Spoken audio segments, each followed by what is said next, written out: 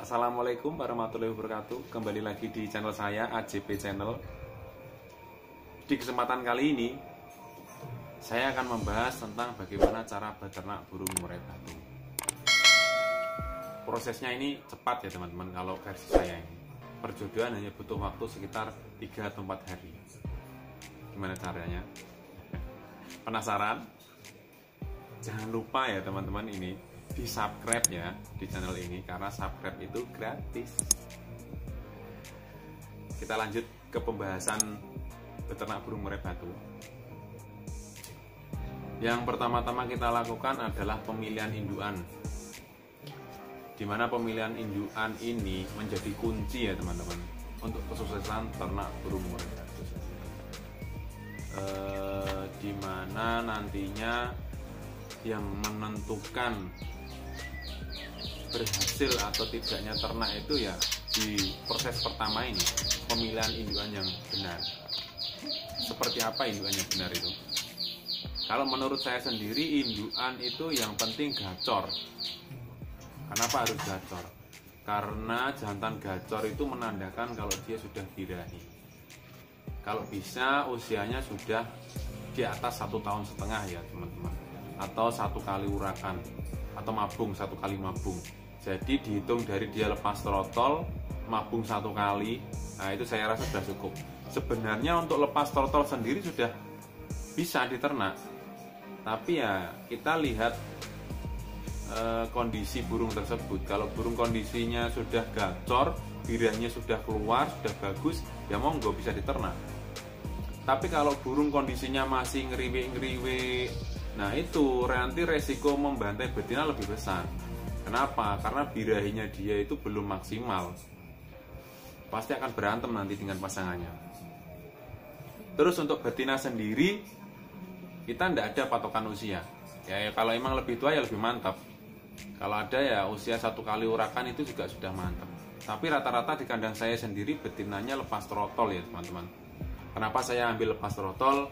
Karena di situ usianya masih muda dan sel telurnya masih bagus. Kalau menurut saya sendiri ya, lepas trotol itu nanti kalau diternak jangkanya panjang sampai berapa kali urakan gitu juga masih bagus. Kalau kita bahan betinanya sudah tua, kita kan tidak tahu ya, kalau beli nanti itu usianya berapa kita tidak tahu ya. Nanti kalau kita dapat yang sudah tua ya percuma, karena nanti sel telurnya itu berkurang. Kalau ketika dia masih muda, katakanlah bertelur 4, di usianya yang menua itu nanti telur menjadi 3, bahkan 2, bahkan 1. Karena sel telurnya mungkin sudah menurun ya teman-teman. Itu untuk versi saya loh. Tidak tahu untuk burungnya teman-teman, karena saya sendiri juga punya burung yang saya ternak dari tahun 2014 sampai saat ini, anakan juga masih utuh 4. Nah itu kembali lagi kita ke rezeki masing-masing. Setelah kita melakukan pemilihan induk, jangan lupa kita menyiapkan kandang ya teman-teman. Seperti apa kandang yang bagus itu? Kandang yang bagus itu bukan kok kandang yang terbuat dari bangunan yang mewah gitu. Kalau menurut saya bukan. Kandang yang bagus itu adalah kandang yang memenuhi syarat untuk tempat tinggal induk itu sendiri. Yang pertama, sirkulasi udara harus lancar ya teman-teman. Itu yang terpenting. Mau kandang itu bagus, mau kandang itu jelek, kalau sirkulasi udara jelek, insya Allah susah untuk ternak itu ya. Karena indukan sendiri kalau sirkulasi udara itu kurang lancar ya merasa tidak nyaman. Yang kedua, untuk sinar matahari sendiri kalau menurut saya tidak terlalu penting, karena dia itu kalau sudah mendapatkan sirkulasi udara yang lancar, sinar matahari kalau menurut saya tidak terlalu penting lah. Kalau ada lebih bagus, tapi juga jangan terlalu banyak sinar matahari yang masuk ke kandang, karena kandang bisa panas ya teman-teman. Ini saya cerita tentang pengalaman saya dulu. Kandang saya itu dulu saya kasih fiber atasnya, panas. Dia mau bertelur, tapi telur tidak mau menetas. Kenapa? Kering. Kalau mau menetas pun juga usia 2 atau 3 hari anakan sudah kering karena kandang terlalu panas. Itu saya sudah bantu semprot tiap hari. Kalau musim kemarau pasti anakan kering. Untuk saat ini kandang sudah saya renovasi, sirkulasi udara lancar, sinar matahari hanya saya kasih itu genteng kaca di atas itu 1. Jadi itu kan ada beberapa kandang itu berjejer-jejer ya, kandang di atasnya itu saya kasih kaca itu 1 baris gitu, cuma 1 tapi memanjang, itu sudah cukup. Untuk tanaman sendiri ya kalau menurut saya ya tidak terlalu penting juga, karena kandang saya itu yang tidak ada tanamannya pun juga indukannya juga lancar, yang ada tanamannya juga lancar. Tapi alangkah bagusnya juga ada tanamannya ya teman-teman, karena kandangnya juga nanti juga terlihat bagus. Terus posisi glodok anakan, nah ini kebanyakan teman-teman itu kan buatnya pasti di dalam menghadap keluar ya glodoknya itu. Kalau saya sendiri tidak seperti itu teman-teman. Glodok saya sendiri itu dapat dibuka dari luar. Jadi kita itu buatnya itu di atas pintu masuk kandang, itu di atasnya itu sekitar ketinggian 180 atau 2 meter itu, seukuran kepala saya ini, itu saya kasih glodok. Nah itu dapat dibuka dari luar ya teman-teman. Kenapa? Untuk memudahkan kita ketika ngecek anakan nanti. Kalau di dalam, kalau kita ngeceknya masuk di dalam, kan otomatis kita mengganggu indukan. Iya kalau indukannya itu nanti tidak terpengaruh atau tidak terganggu. Ya kalau indukannya stres nanti terganggu ketika kita masuk, anakan pasti dibuang. Telur dipecahin, kan eman-eman. Ya mending bikin glodoknya itu dari luar saja. Kita bisa mengintip telur dengan aman, kasih lubang kecil gitu untuk mengintip anakannya nanti. Kalau indukan saya sendiri, saya buka tiap hari, saya lihat telurnya, saya senter itu tidak terganggu karena sudah terbiasa. Saya biasakan dari pertama penjodohan itu sudah saya proses seperti itu. Untuk kelembapan kandang itu juga diperlukan ya teman-teman. Kandang sendiri kalau bisa diusahakan kalau suhunya panas ya disemprot. Kalau saya nyemprotnya itu kalau musim kemarau 2 hari sekali, bahkan 1 hari sekali juga pernah ketika suhunya benar-benar panas. Tapi jangan terlalu lembab. Kalau terlalu lembab nanti bisa menyebabkan penyakit ke burungnya sendiri, bisa pilek. Kalau suhu panas kandang terlalu lembab juga bisa menyebabkan telo. Untuk proses selanjutnya ke proses ukuran kandang. Ukuran kandang sendiri di sini tidak ada ukuran kandang ideal. Kalau menurut saya menyesuaikan tempat saja. Kalau tempatnya sampai luas ya monggo bikin kandang luas. Tapi kandang luas sendiri itu ada resikonya teman-teman. Resikonya ini, betina itu ketika dikawin pejantan itu ada yang langsung gampang dikawin, juga ada yang susah. Yang susah itu ketika dia birahinya jantan sudah tinggi, ngejar-ngejar betina. Kalau kandangnya luas itu nanti tidak bisa ngawin betina, karena betina larinya juga enak karena kandangnya luas. Kalau di tempat saya sendiri kandangnya tidak terlalu luas, jadi untuk proses kawin sendiri lancar ya teman-teman. Itu untuk proses penjodohan untuk kandang. Ukuran kandang itu ya kita bikin rata-rata saja itu tingginya itu 2 meter. Kalau punya saya itu 2,5 meter. 2 meter juga sudah cukup sebenarnya. Panjangnya itu sekitar 180 sampai 2 meter kalau kandang saya itu. Saya tidak tahu ukuran pastinya karena saya bikinnya juga asal-asalan waktu itu. Untuk lebarnya sendiri itu antara 130 sampai 150. Ya, kita ke proses penjodohan ya teman-teman. Untuk proses penjodohan sendiri di saya itu mungkin ya sedikit berbeda, atau mungkin juga teman-teman yang lain juga menggunakan sistem ini. Itu saya menggunakan sistem betina harus saya masukkan ke kandang besar terlebih dahulu. Biarkan betina itu nyaman di kandang besar dahulu sampai dia mau angkut sarang. Karena betina ketika birahi meskipun tidak ada pejantan, dia mau angkut sarang teman-teman. Biarkan dia sampai angkut sarang. sampai sarangnya hampir jadi juga boleh. Tapi kalau saya sendiri di sini, ketika saya melihat betina itu sudah mulai angkut sarang, saya sudah berani menjodohkan burung murai tersebut. Syaratnya yaitu betina harus angkut sarang, karena betina angkut sarang itu menandakan kalau betina itu birahi dan siap untuk bertelur. Ketika kita sudah melihat betina itu angkut sarang, jantan saya masukkan, yaitu prosesnya sama dengan video perjodohan burung cendet. Jadi si jantan itu saya taruh di kandang kecil, saya masukkan ke kandang ternak itu dengan posisi betina sudah mulai angkut sarang. Itu prosesnya tidak akan lama kalau betina sudah angkut sarang dan jantannya sudah gacor ya. Yang penting pokoknya jantannya gacor. Jantan saya masukkan itu hanya butuh waktu sekitar 1 atau 2 hari. Nah, si induk betina angkut sarang itu 1 atau 2 hari pasti sudah selesai. Nanti dia pasti akan panggil-panggil si jantan.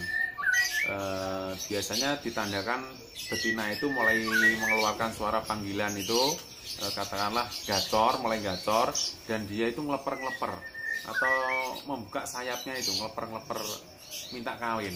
Nah, pada saat itu kita sudah bisa melepaskan si jantan. Itu hanya butuh waktu sekitar 2 atau 3 hari saja.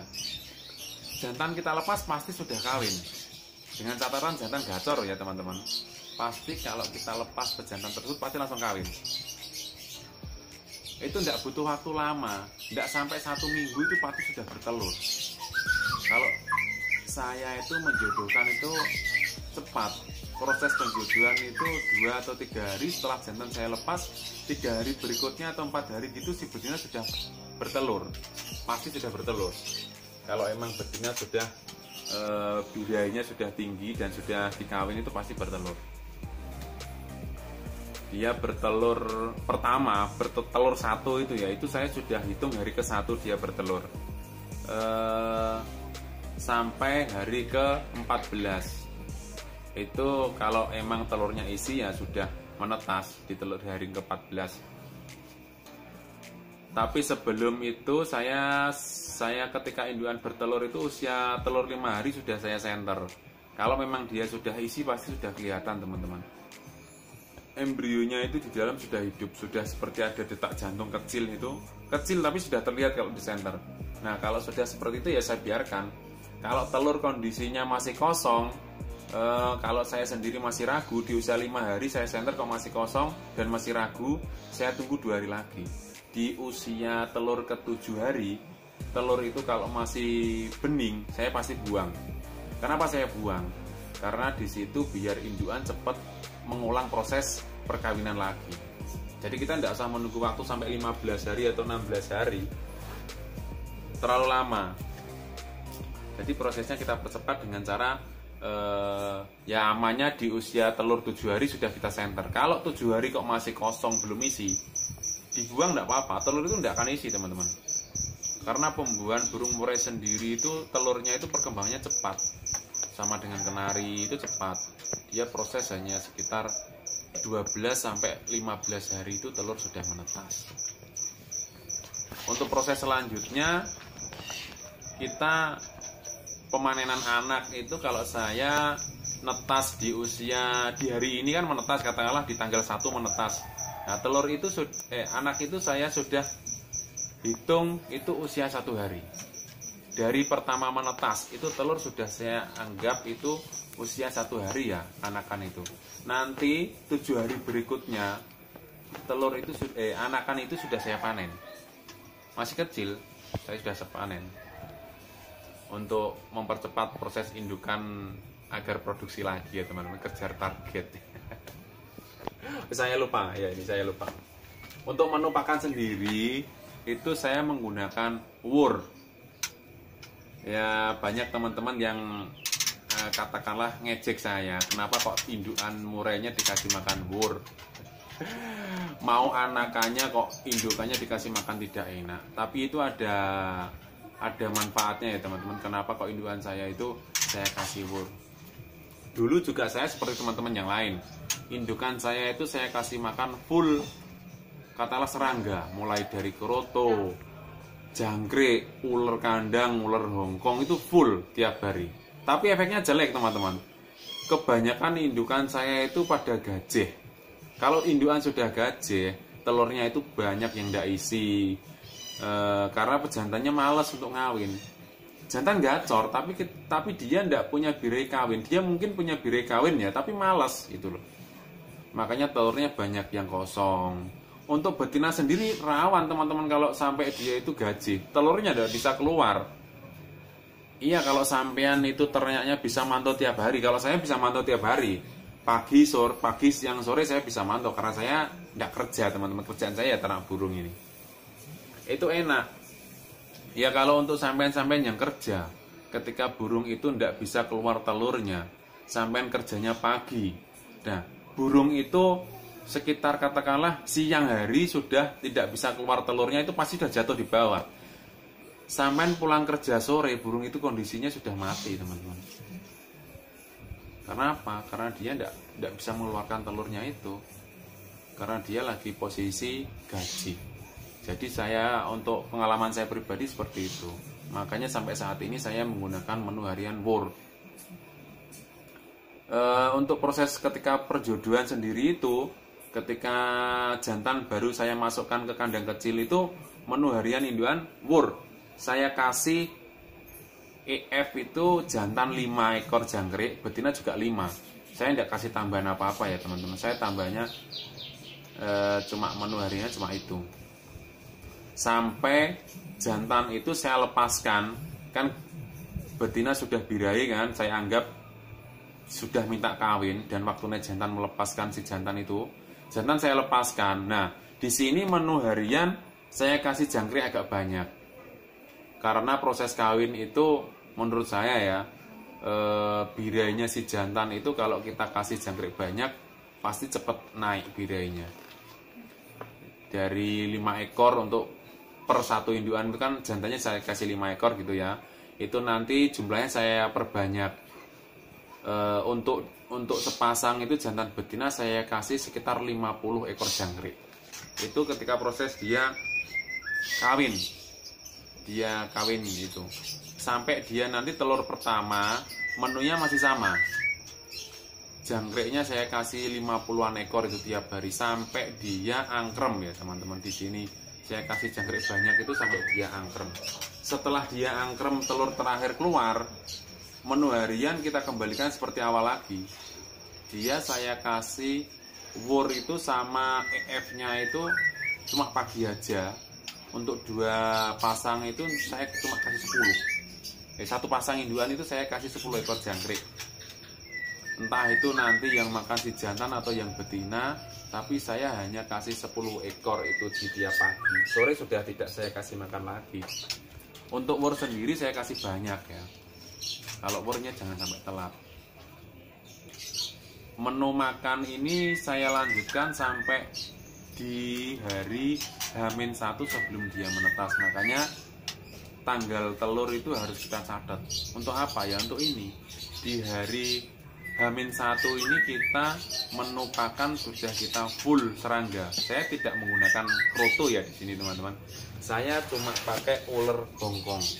Pemakaian ular hongkong di sini juga sedikit, karena nanti kalau berlebihan efeknya juga jelek. Untuk proses selanjutnya ya panen anakan ya pasti. Kalau kita sudah sukses melakukan perjodohan, telur isi dan tidak dibuang ketika anak menetas, kita panen anakan mulai di sini usia 7 hari. Kalau saya usia 7 hari sudah saya panen. Yaitu tadi seperti saya yang bilang itu, kejar setoran ya teman-teman, biar intinya cepat produksi lagi. Kalau induan di kandang saya itu anakan saya unduh hari ini, sarangnya itu kan saya buang teman-teman, agar saya tahu proses indukannya itu sudah direleki. Itu kan dilihat dari diangkut sarang. Anak saya ambil hari ini, besok sarangnya sudah diangkut lagi, sudah ditata rapi.